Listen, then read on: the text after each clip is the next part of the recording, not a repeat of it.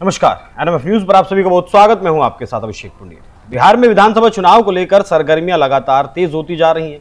दो गठबंधन, एक महागठबंधन, दूसरी तरफ एनडीए, दोनों में जंग चल रही है। एनडीए की बात करें तो जुबानी जंग चल रही है और महागठबंधन के नेताओं में तो मारपीट तक की नौबत आ गई। जो तस्वीरें आप देख रहे हैं ये तस्वीरें पटना एयरपोर्ट की हैं, जब कांग्रेस के प्रभारी अल्लावरू और यहाँ के प्रदेश अध्यक्ष पहुंचते हैं दिल्ली से मीटिंग करके बिहार में वापस, तो पप्पू यादव के समर्थकों के साथ इनकी झड़प होती है। झड़प मारपीट में बदलती है और फिर यहां से इन तीनों नेताओं को जो दिल्ली से बातचीत करके वापस लौट रहे थे, उन्हें जान बचाकर वापस भागना पड़ता है।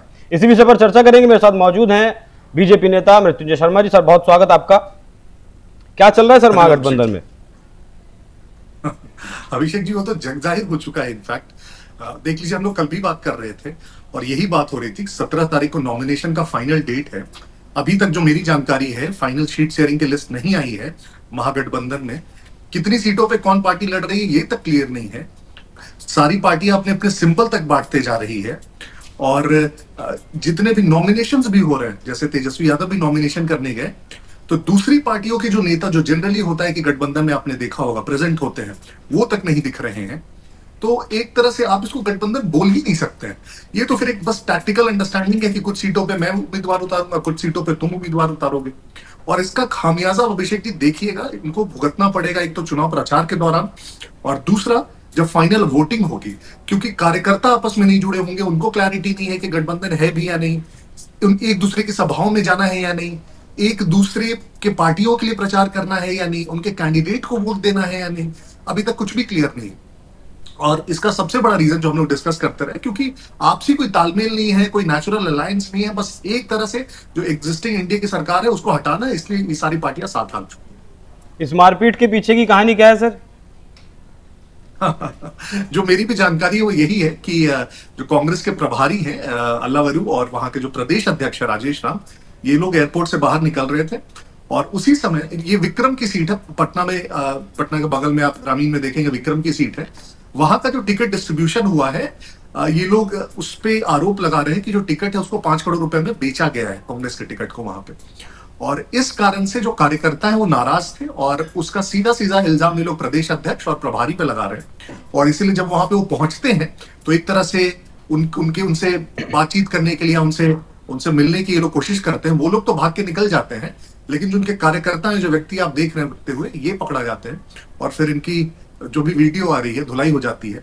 इसके बाद इनफैक्ट एक और वीडियो आया है जिसमें ये कार्यकर्ता जिनकी पिटाई हुई है, ये कांग्रेस कार्यालय जो सदाकत आश्रम है, वहां जाके बहुत गाली गलौज कर रहे हैं और एक तरह से सबको ललकार रहे हैं कि अब मुझे यहाँ आके कोई छू के दिखा दे, और ये सब हो रहा है।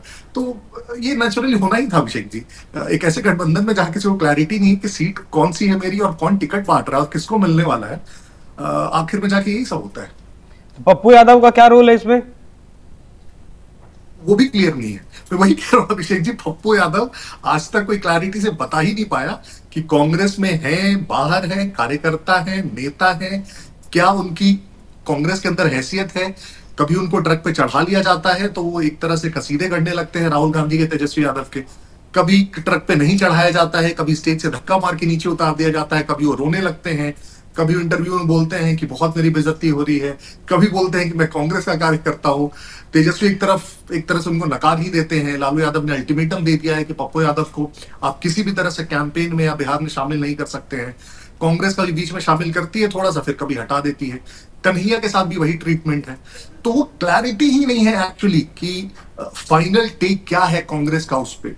और मुझे लगता है कांग्रेस ड्रिवन भी एक तरह से, कांग्रेस बहुत पहले से ही होता रहा अभिषेक जी। कांग्रेस के इनफैक्ट टिकट तक आपको ध्यान होगा, जब अखिलेश सिंह राज्यसभा गए थे तो लालू यादव ने कहा था कि वो अखिलेश को तो हम राज्यसभा भिजवाएं। तो कांग्रेस की टिकट भी आरजेडी डिसाइड किया करती थी। कितनी सीटें मिलेंगी वो तो है ही, लेकिन किसको टिकट मिलेगी वो भी डिसाइड किया करती थी। और इस कारण से देखेंगे कांग्रेस का अपना कोई अस्तित्व तो नहीं बचा उस राज्य में, ना अपना कोई कैडर है, ना अपने कैंडिडेट्स हैं। वोट परसेंटेज बहुत नीचे चला गया, उसी की ये परिणति है।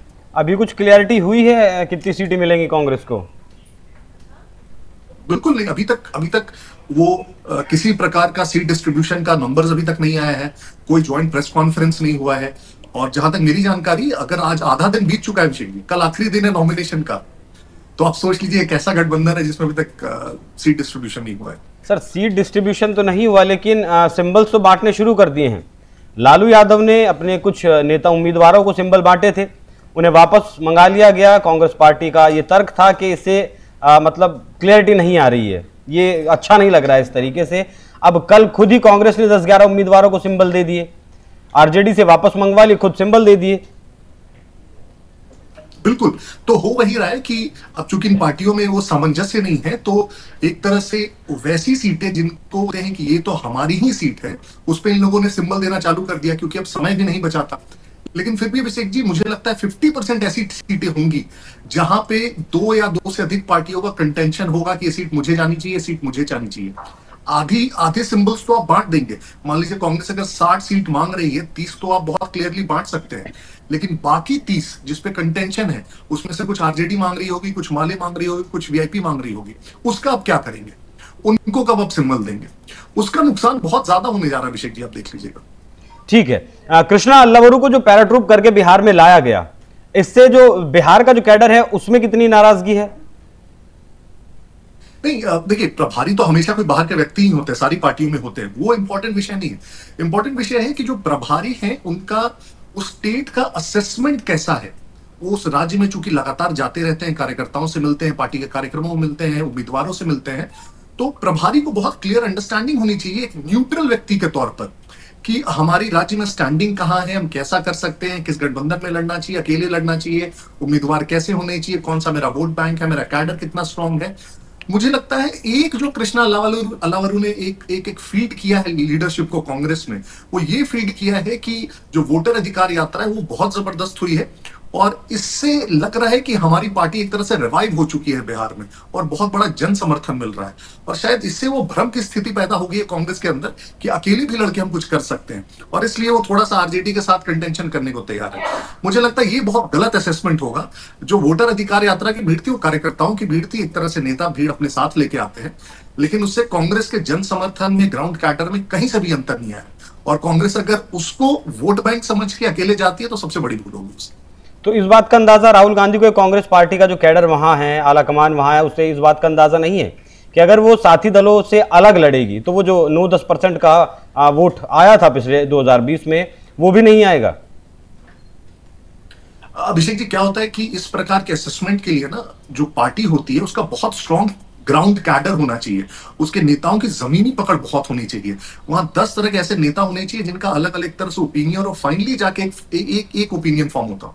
कांग्रेस की स्थिति क्या हम सब जानते हैं, राहुल गांधी की स्थिति क्या हम सब जानते हैं। राहुल गांधी पिछले 15 वर्षों से विदेश में थे, तो वैसे एक व्यक्ति को आप कैसे एक्सपेक्ट कर सकते हैं कि उनको बिहार की जमीनी स्थिति की एकदम बहुत अच्छी जानकारी होगी। जो टॉप के 2-3 नेता है, चाहे कृष्णा अल्लावरू हो, चाहे केसी वेणुगोपाल हो, ये लोग जो फीड करते हैं उनकी अंडरस्टैंडिंग उतने तक सीमित रह जाती है, और ये खुद उतनी जमीन पर नहीं जा सकते हैं। किसी वेणुगोपाल जाके बिहार के हर एक जिले में घूमकर नहीं समझ सकते हैं कि कांग्रेस की क्या स्ट्रेंथ, क्या वीकनेस है। और वहां का लोकल लीडरशिप इतना कमजोर है कांग्रेस का। अगर मैं आपसे भी कह दूं कि 5 नेताओं के नाम बता दीजिए आप कांग्रेस के बिहार में, तो आपको सोचना पड़ जाएगा 10 मिनट। ऐसी स्थिति है, तो इसलिए वो ग्राउंड से रियल फीडबैक आ ही नहीं पाता है।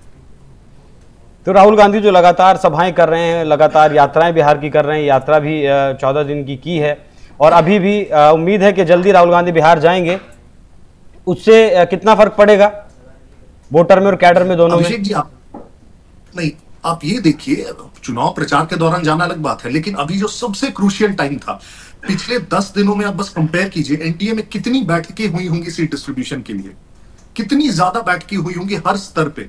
बनाम आप देख लीजिए महागठबंधन में, तो ये जो लास्ट 10 दिन थे जहां अलायंस के अंदर ये तय होना था कितनी सीटें किसको मिलेगी, कौन सी सीटें मिलेंगी, उन 10 दिनों तक ही विदेश में थे।